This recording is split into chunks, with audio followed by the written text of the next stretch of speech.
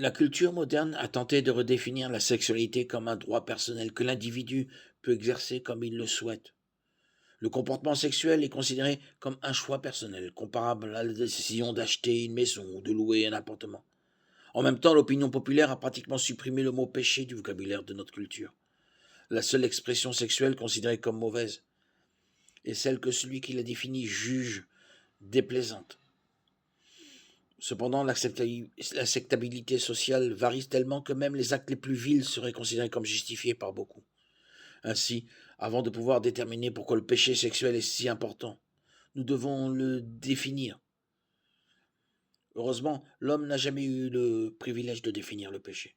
Celui qui a créé la sexualité a aussi le droit d'en fixer les limites, et la Bible est claire sur les lignes directrices. Lorsque Dieu créa le premier homme, Adam, et lui amena la première femme, Ève, il les unit par le mariage et déclara que cela était très bon. Genèse 1, 31, de 18. À cette époque, Dieu a introduit la sexualité et a fixé les limites de son expression. Dieu a créé une union entre un mari et une femme, qu'il a appelée devenir une seule chair. Éphésiens 5, 31, Genèse 2, 24. Il a ensuite défini toute activité sexuelle en dehors de la relation mari-femme comme une violation de son don. Sont toutes des violations de l'intention de Dieu lorsqu'il a créé l'acte sexuel. 1 Corinthiens 6, 9, Galates 5, 19. Alors pourquoi la violation de ces limites est-elle si grave? Le premier indice se trouve dans Genèse 2, 24, avec les mots « L'union sexuelle possède un grand pouvoir unificateur. Dieu l'a conçu pour impliquer non seulement les corps, mais aussi les cœurs et les vies. Lorsqu'il a dit dans Genèse 2, 24, « Ils feront qu'une seule chair », nous voyons que le sexe a été conçu pour consommer l'union à vie entre un homme et une femme. Jésus a dit ce que Dieu a uni, que l'homme ne le sépare pas, Matthieu 19, 6, Marc 19. Il a conçu les corps masculins et féminins différents afin qu'ils puissent s'unir dans un acte d'intimité physique qui les unit pour la vie.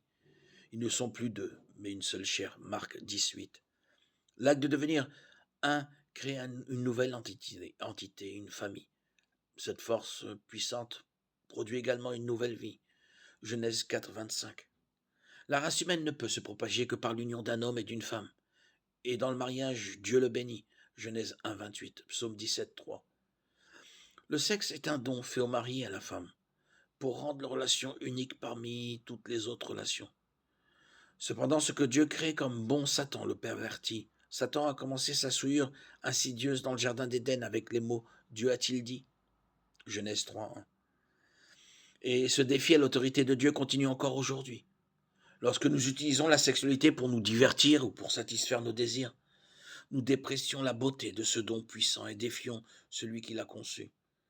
Nous récoltons également les conséquences de notre péché. Notre désobéissance sexuelle a produit un monde chancelant sous le poids de la maladie, de l'avortement, de la perversion, de la pédophilie, de la toxicomanie, de l'exploitation sexuelle. Dieu a créé des limites pour notre bien afin que nous puissions profiter de son don, comme il a été conçu pour être apprécié.